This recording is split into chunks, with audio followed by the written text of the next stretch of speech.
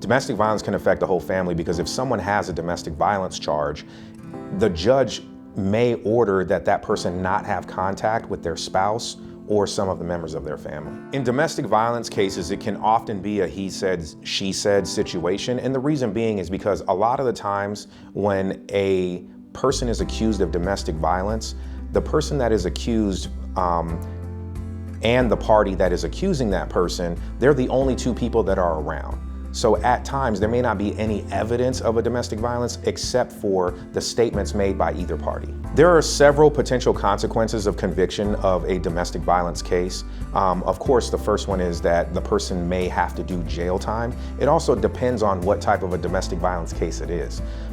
If a person commits an assault on their significant other, then they could be charged with misdemeanor domestic violence. With regard to a misdemeanor domestic violence, it depends on how many prior domestic violence cases a person has. If a person doesn't have any, then they may not have any jail time associated with their case.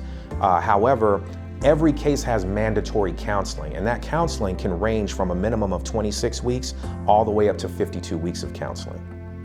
As far as a felony is concerned, a person could be sentenced to prison for committing a domestic violence offense. We may be able to see whether or not a person can have something called a deferred prosecution that is offered here in Arizona. And what that means is that the person, if they agree to do classes, may be able to avoid a conviction. If a person is accused of domestic violence, my advice would be to contact an attorney, to speak with that attorney and allow them to review the case to see what type of evidence you have against you with regard to your matter.